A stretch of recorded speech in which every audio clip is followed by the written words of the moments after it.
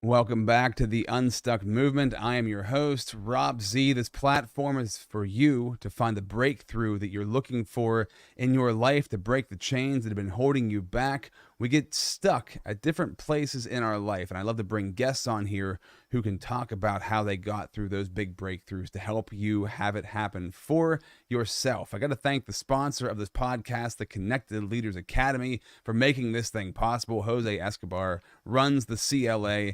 It's been crucial for me to be in the CLA. I've met so many amazing people, amazing connections that have helped me to have great breakthroughs and to get unstuck in my life. And I want you to have that happen for you. So check out the Connected Leaders Academy in the show notes for this episode. Today, we are bringing on the incredible Paige Royal, the Mind Alchemist. She's a certified master coach and trainer with a background as a former corporate securities paralegal. Paige overcame financial fears and weight challenges to now help others break free from unconscious limitations and redesign their minds for personal, financial, and business success on their terms. Paige, thank you so much for being a part of the Unstuck movement. Thank you for having me, Rob. Very cool to have you here. You're coming live from Costa Rica, enjoying that beautiful weather while I'm in Pennsylvania in the snow. I love to launch these episodes with a question. We ask great questions in life. We get better answers. We get better answers. We have bigger breakthroughs. The question I want to ask you is a big question. We're going to break it down today. Mm-hmm. How can you master major life moves, and how have you mastered major life moves for yourself? And what does that mean for your Unstuck story? Yeah. So for me, I just like to revert back to one time in my life where I was in what I call my pressure cooker years.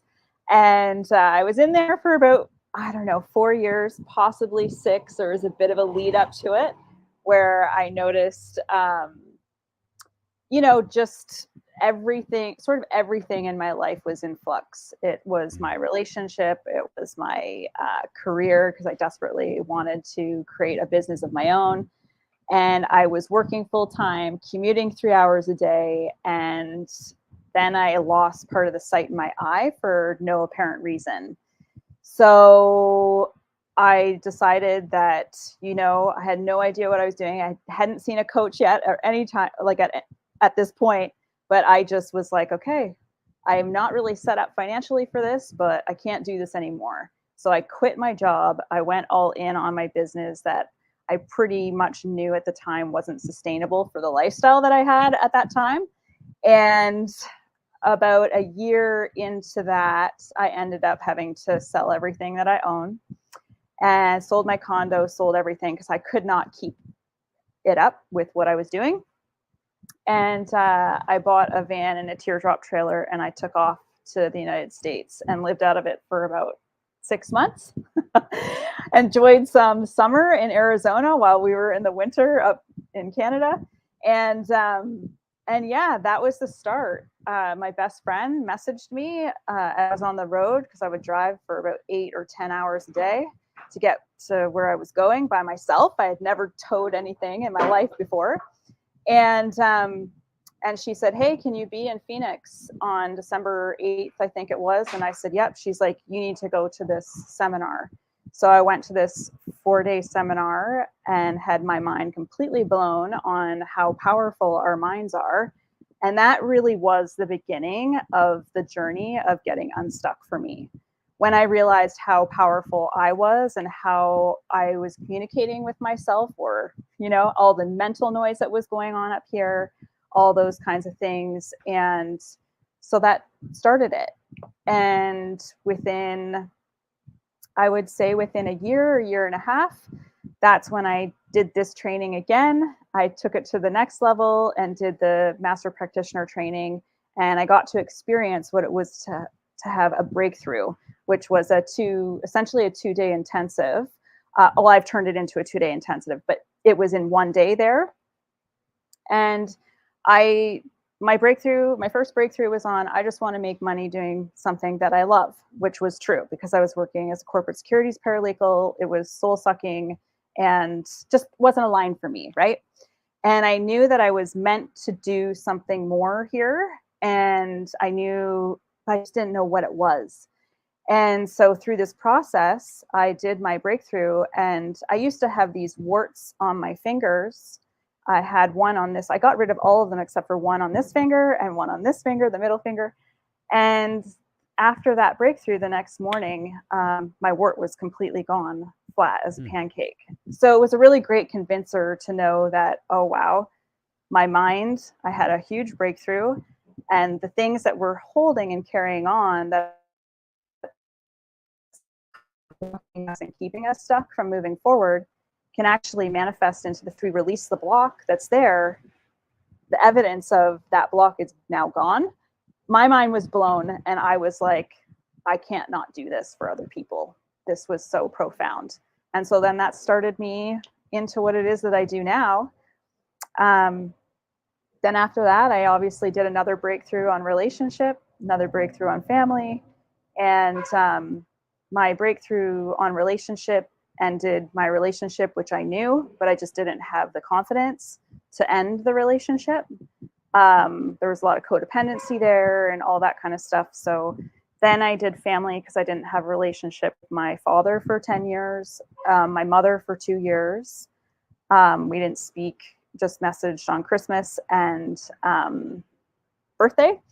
And once I did that, completely turned all of those relationships around. And within 8 months, had my family sort of sitting down with me going, what have you done? Because you're completely different and such a joy to be around. So yeah, they were pretty impactful, incredible breakthroughs that I had, that for me, there was just no way that I could not help other people create the results that I created for my own self. So it was really, the proof was in the changes that I had made, and that those changes actually stuck. And the relationship with my mom and I, and my dad and I, got better and better and better, right? So yeah. Let's go back to even before you went and went through any of these breakthrough sessions. I'm curious about what made you decide to pack up everything, to leave the job, to drive from Canada to Arizona when you'd never done something like that before, because that was before you had any breakthrough seminars and trainings or anything like that. That was like the first one, right? Stepping outside. And I think we all have this moment. I know I certainly did, where it was like, you know what? It's like the Russell or what's his name? Branson. Russell Branson. Yeah. Russell Branson. Thank you. Screw it. Let's do it. It was like at this point of like, screw it. I'm just going to do it. Like, I can't wait anymore. I'm so done with all of this. I need to just do something. What was that for you? Because I think when we go back to people finding breakthrough, there's a moment where you're like, you know what, just screw it. I've heard enough. I've done enough. Like, I need to just, or I've heard enough. I've thought about it enough. I've debated. Now it's time. What happened for you there that made you do that? I think for me, that was the third time I've done something like that. So I had done it before, but it was still scary because I was selling everything that I owned. I just got to a point where I needed some fun and adventure in my life. And even though I was terrified, I knew that I wasn't having fun and I wasn't being adventurous. And I know that that's that's really important. It's really high up in my values, whether it's in relationships, business, health, whatever. There needs to be fun and adventure incorporated in that. And I knew I wasn't having any. I was miserable, and I needed something to change. And for me, when something happens like that, I go big. I've done it before, twice before that. And, but yeah, it's just sort of like it's like a state change. And when I did that, I had this business for a while by that point. That was in 2017. I did that. I had my business operating from 2013. And when I did that, I grew my business, like I tripled my revenue that winter. And that was evidence to me that I was living more aligned with who I am in that moment. So it was, it's like living and learning through these experiences. And when did I have like the most success and the most fun in my life? And it was when I did things on my own terms, despite what people thought I was crazy. Every single time I've done it, people have thought I'm crazy. Even coming down here this time, people are just like, what are you doing? That's a good sign, right? When somebody thinks that you're crazy, but you feel totally secure in what you're doing, that's a good sign. Like I was still nervous, nervous about the unknown and uncertainties and everything like that, but not enough of that to hold me back from doing it. Right. And I feel as though I haven't always been this way, but for certain things, I don't really listen to the outside voices. I used to, like building my business or running my life for a while, those pressure cooker years. I was asking my family for advice on my business, my family advice on like what I should do with my life. And the problem with that is that firstly, they didn't have a business nor know of a business that building a business that I wanted to build in the way I was building it, which is virtual, being able to work anywhere. They were like, just go to work, have a job, if you want to have kids, get married, but this is the way it goes, right? Yeah. And I've always been a little different that way. Eventually we'll launch a podcast myself called Screw the Rules, but it's like in a very empowering way, right? It's like, I think we get inundated with like, I should do this way, or so-and-so thinks that I should do this way. I think sometimes we ask the wrong people the right questions. Like we're still asking the right questions sometimes. We're asking the wrong people.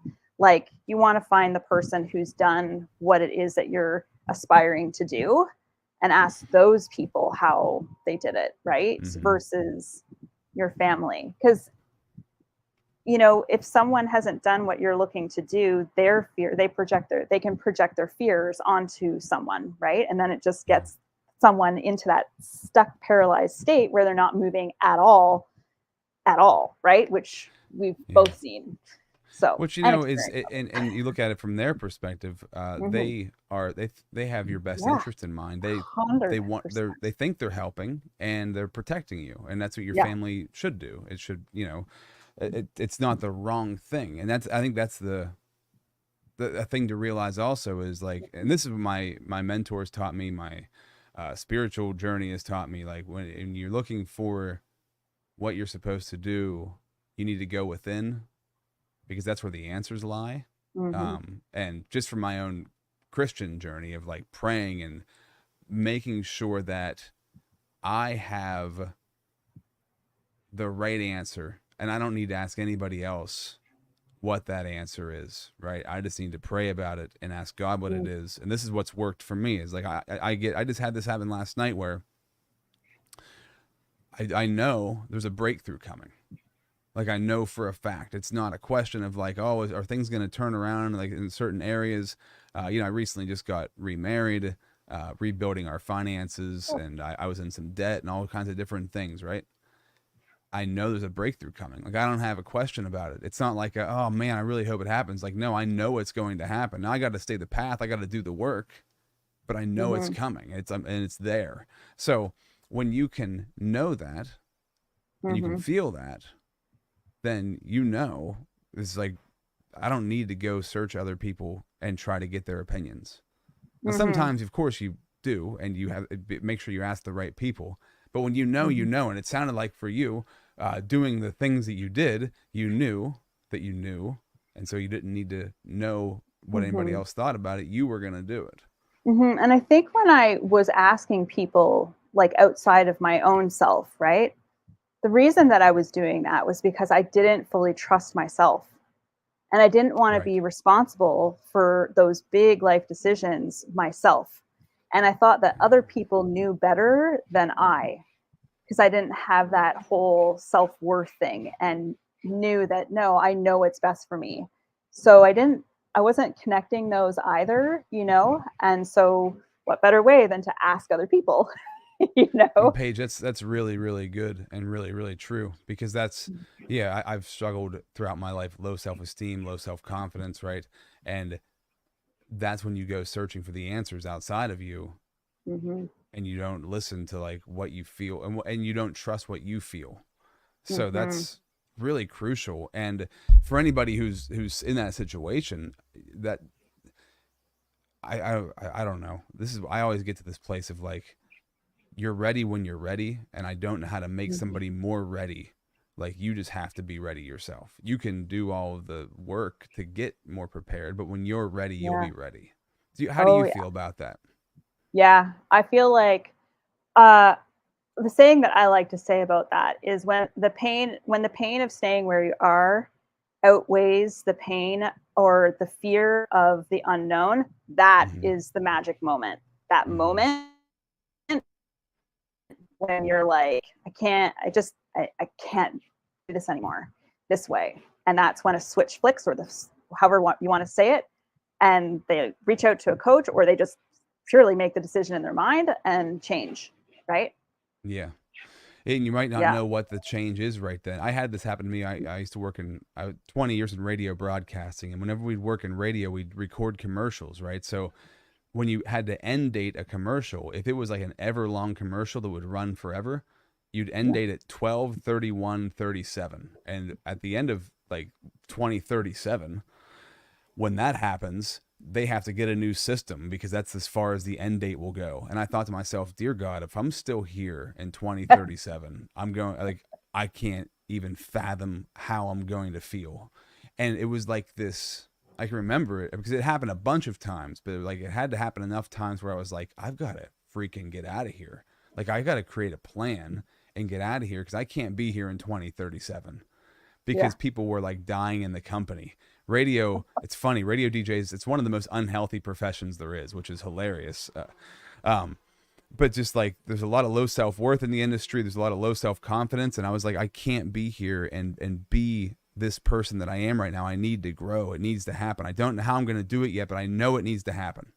Mm-hmm. And so with what you're saying, is it's spot on with that. It's like, I'm not quite sure how I'm going to make it, where it's going to go, what it's going to look like, but I know something needs to change, and you need that catalyst for that change.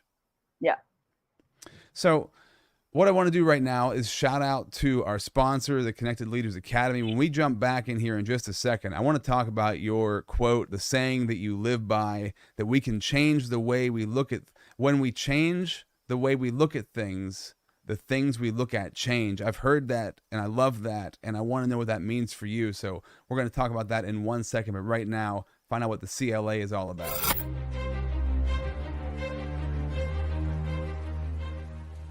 Hi, my name is Jose Escobar, and I'm the founder and CEO of the Connected Leaders Academy. We're a growing tribe, a community of entrepreneurs all over the world, globally, all across the country, high performers, titans of industry. If you're an entrepreneur and you're looking to grow personally and professionally, scale your influence, develop your skill sets, move the needle in your business, more clients, more money, more profit, the bottom line, and of course, grow your circle and your network like never before, this is where you want to be. Join the Connected Leaders Academy today. We are scaling massively. We want to welcome you in. Check me out on Instagram and on Facebook, the @ JAESCO25. We look forward to having you join us. Take care.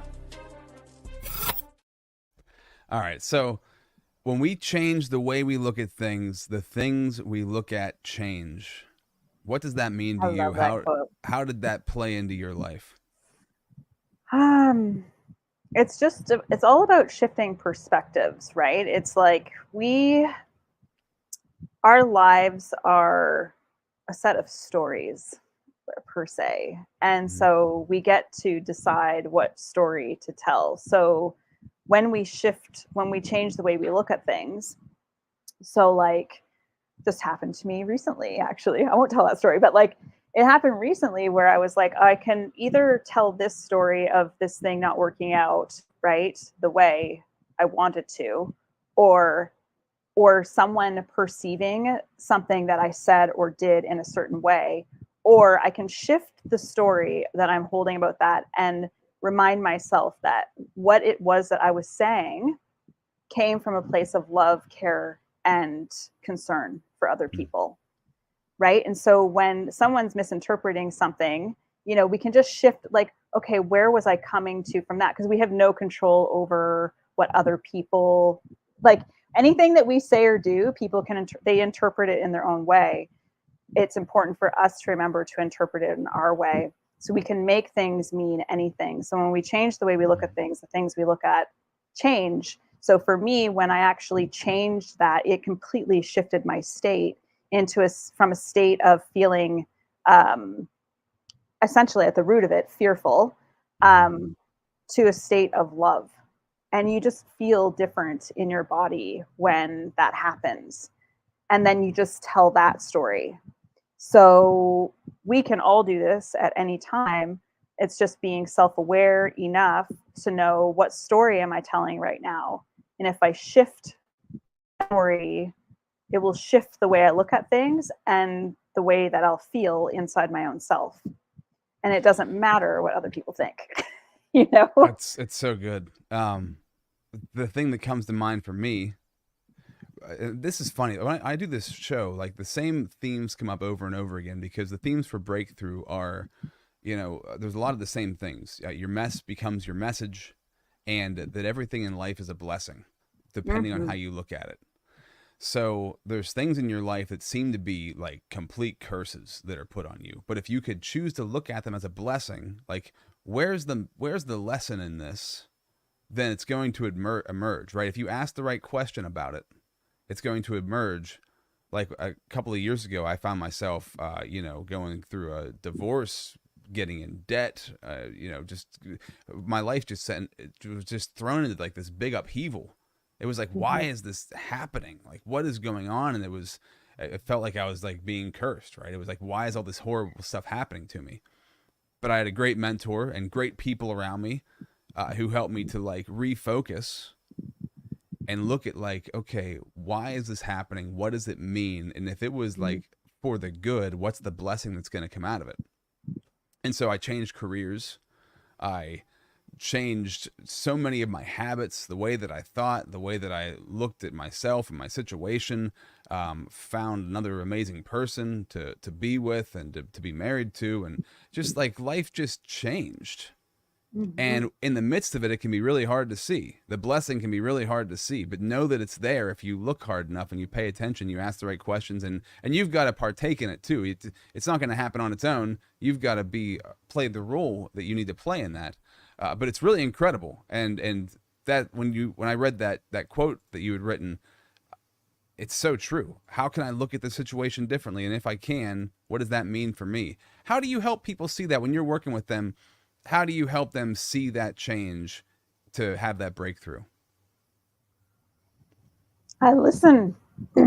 I listen to them, and I take them through a process. Like, I have like a 26-step process that I take people through, where I'm speaking to their unconscious mind, where a lot of our programming lives, in the form of stories and limiting beliefs and all the emotions tied up in those. And I listen to them. I listen to the stories that they're telling. Stories I'm not so interested in, because those will change once you change the belief and release the emotions. But yeah, I really, really listen. And in that first part of the process, I help them make like the conscious connections that are their patterns and their strategies that they're using. I know it's kind of going in a different, but this is how I do it. It's like, if you have a belief somehow you're not good enough, or I'm not good enough, then what happens is we'll go out and unconsciously find ways to prove that to be true, because that's what we know, right? And so the idea here is that we want to speak to the unconscious mind. We want to find out what that big limiting belief is that encapsulates all the other ones underneath, kind of like an org chart. Yeah. And we want to capture that one, and we want to change that by releasing all of the stories, because when we have that belief, we'll have decided that at some point very young. It could be, depending on what you believe, it could be, passed down genealogically or past lives, right? So we pick that up And then we have all these experiences to prove it to be true. So then how we can stay stuck is that we've already had enough experiences of one thing. It's like, nah, won't do that, because we already know the results that we'll get if we do that. So that's how powerful our beliefs can be for us. And so we want to go in there, and when we shift that, then we are perceiving things differently. So it's kind of like, I always talk about biking because I'm like a road cyclist and mountain biker. And I used to teach that. That was my first business. And so I always talk about it's like riding a bike. And, you know, if it's wet outside, there's like water that comes up off the tires. Hopefully you're wearing glasses, and they spit up onto the glasses, right? So then we're looking at life through all of this kind of dirt and beliefs and stuff on our glasses. So what we want to do is we want to go in to the unconscious mind, and we want to find the root of all of where that started, and then we wipe it clean. And when we wipe that clean, the problems that we had before are where the energy that we had on those past life experiences that we really legitimately experienced and held emotions are neutral. And so then from that place, then we can, you know, look at setting a goal and a strategy to move towards that with accountability. So that's how I do that. And in that process, help them make conscious connections in the first bit of it, to kind of connect the dots of here's why this happens. Yeah. Well, before we started recording this episode, or before we started the podcast, and I posed the question to you, how can you master major life moves? And you said that's a big question, right? It's a big question to answer, but what you're saying is the answer to it. It's going down to the core of everything, of how, because the thing I love to do in coaching is help people find breakthrough, right? What are the breakthrough strategies? If you get the strategies down, then you can have breakthroughs in every area of your life and find growth in every area of your life. But you have to know what the breakthrough strategies are. And one of those is to reframe how you look at things in your life at a core level. Because like you said, if you have a feeling of worthlessness, then everything you're going to go after, you're going to feel not worthy of that thing, right? So to have these major, to master major life moves, and to coast through life, well, maybe not coast, but to go through life confidently, walking into change, because change is the hardest. Change is the only guarantee in life, and it's also the hardest thing for people in life, is to handle and deal with change. Not expected change, because people look forward to that, or positive change, right? But the unexpected change, or the difficulties that even come through when you're trying to positively change, you don't know the difficulties that are going to pop up. Like when I wanted to create my own business, it's like, man, what a great change this is going to be. And then God said to me, well, okay, if you're going to start changing your business, you're going to have to also change yourself. So now all the personal stuff that you haven't dealt with, you're going to have to deal with if you want to get to where you want to go. And it was like, oh crap. Oh, wow. Okay. So because I want to change and do this thing the right way, because I don't want to do it the wrong way and bury all this stuff and push past it. I want to deal with it so that I'm the best version of me that I possibly can be, the version of me that is able to really help and help others change. So I want to know the strategy. I want to know how to do these things for myself so I can help other people do it for themselves. And it's really just a magical thing to be on this journey. I mean, you're not at the end of it. I'm not at the end of it. I'll never have it fully figured out. Neither will you. Neither will anybody else. But to know that there is that journey there, and it's the obstacle is the way, right? We're going through these obstacles. We have to go through them. I just heard somebody say this earlier, and it was so good. It's like the story of David and Goliath. David needed Goliath to grow to become King David. That's part of the story. You need a Goliath in your life. So we always run from these Goliaths, but we actually need to run towards them, because that's where the answers are. Yeah, I agree. Like the struggles are the actual gifts. Like I look back and I used to say to myself, like, why? Like, I swear, sorry, I'm not sure if the background noise is being picked up there.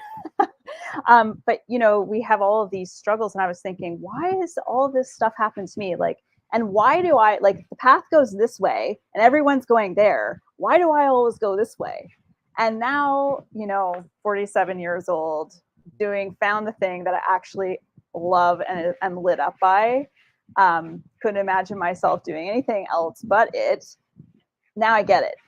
I was like, oh yeah, I was meant to have all those experiences so that I was able to be so diverse with my stories, because people really learn through the stories of others. And so I can talk about so much that I've overcome. And that's why, right? Some of us, that's why. And some of these big adversities or obstacles, whatever you want to call it, they're there to set, you might not be on the path that you're meant to be on, and they're there to divert. And it's scary, because I like to say, like, back onto the topic of change can happen really fast. It's the lead up to deciding to change that can not always, but like can take a while, right? Yeah. Because it's scary. Like, who am I? An past version of you will die, right? That old version of you, a new one is born. And a lot of people don't really think of that part, that sometimes the change is so profound that we're like, I went through that, like almost like a little grief spell of like, I miss that old version, but I liked this one better. But at the same time, it was so different that I was like a little sad about it, felt bad for her, right? And where she was. And that was really comfortable. But here we go, onwards and upwards. Absolutely. So, and it can be scary. Really good stuff. Really good. As we come to the close in this, I want to go back to, you were talking about your relationship with your parents, and you rebuilt those relationships. And I think it's everybody. It's every single person that's ever lived. Your root stuff is from your, early years, and your parents have a lot to do with that. And there's a lot of lessons in there. And we all go through periods of our lives where we're angry at our parents, or we blame our parents, or, all those different things. Even if we've had great upbringings or horrible upbringing, it doesn't matter. Like, that's usually where the stuff goes. So for you, what was that like? What was your relationship like with your parents, and how did you rebuild it? And what did it require of you? Oh, my parents, it was always sort of rocky. I did things my way. Very strong little girl, strong young woman, teenager. And so my mom and I mostly locked, heads a lot. I wouldn't say exactly that I was the greatest daughter in terms of how I behaved, which I think a lot of people could say. But there was also a pretty traumatic event that happened when I was around 15 years old. And I didn't realize, because I had talked to psychotherapists and different things like that, but I didn't realize I was still hanging on to a lot of resentment around what had happened back then. And it was just an affair that happened, where I was working with my mom and the owner, and the wife found out, and then I immediately got fired. And I was 15, and I didn't know what a big impact that had.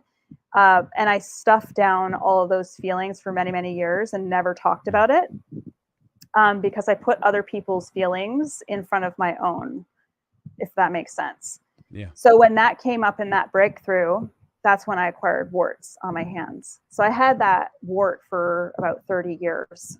I had gotten rid of some, but I could not get rid of this one on this finger, or this one here.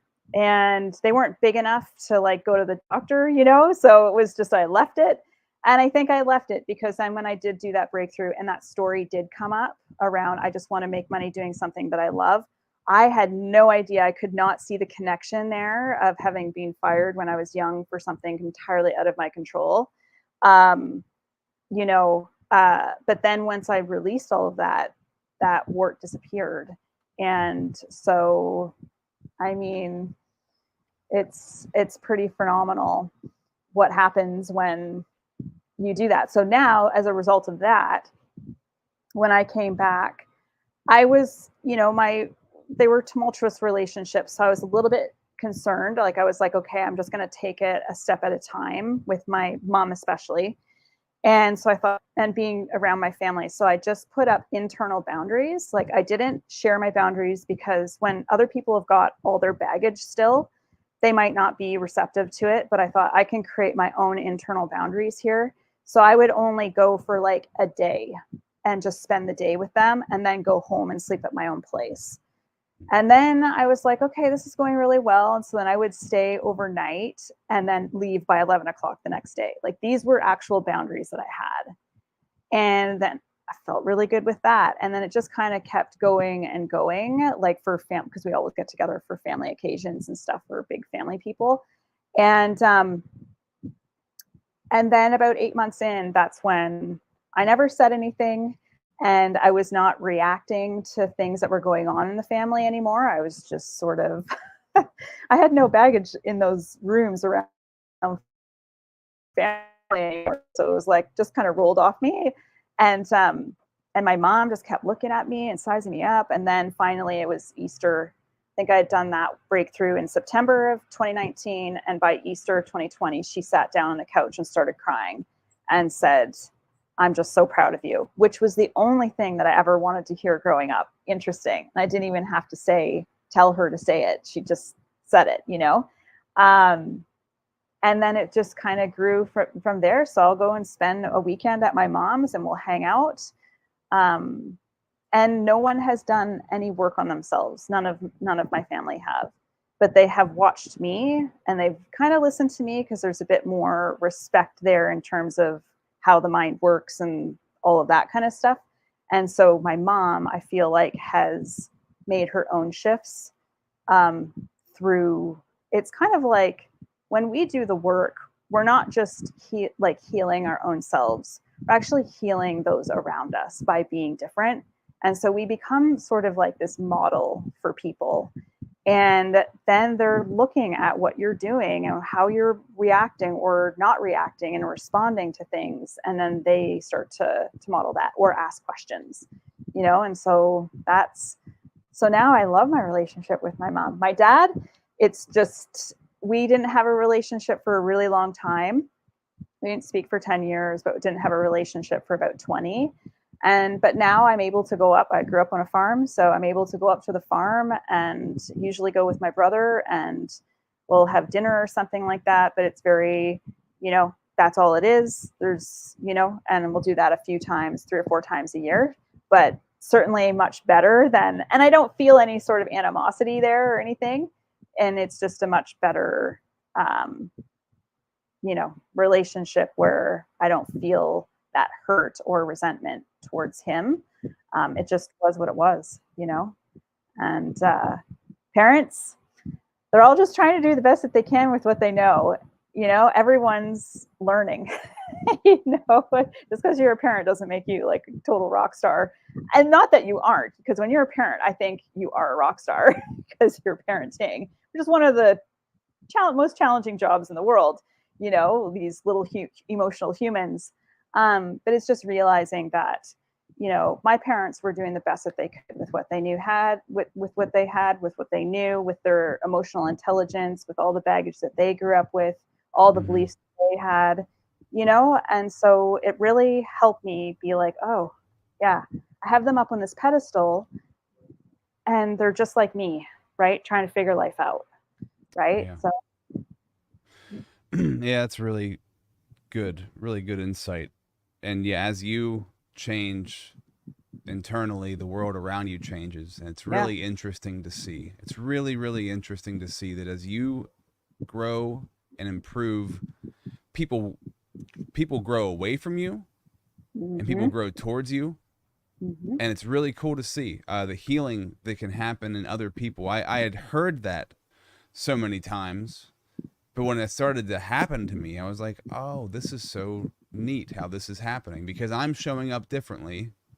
Other people are now different. It's beautiful. It's really a very beautiful thing. And it's like, wow, I really do have such an impact on people's lives that I didn't realize that I had. And just because if I can show up differently, they don't, and like you said, they don't have to be doing any work at all, but because of how I am. And it's not like I'm not building myself. It's because of, so I give it, just as a Christian, I give my credit to God. God helped me to grow. He helped me to grow and change and to become the version that I am now, because I just going from one level of glory to another. And as I do that, it's almost an effortless thing that my situation gets better, the people around me get better, better people come into my life, and the people that I had problems with before, like parents, like you said, my relationship with them is better. And it's like really healthy. And it's like, holy cow, like what a weight lifted. I didn't have to change anybody, because we're always trying to change people. Yeah, I didn't have to change. I didn't have to change anybody. It's you. It's so cool. So Yeah. really good stuff, Paige. Thank you. Thank you for sharing all of that. This is really, really great. How can people get a hold of you if they want to contact you? Yeah, I'm, if you're on Instagram, I'm on Instagram at Paige Royal Coaching.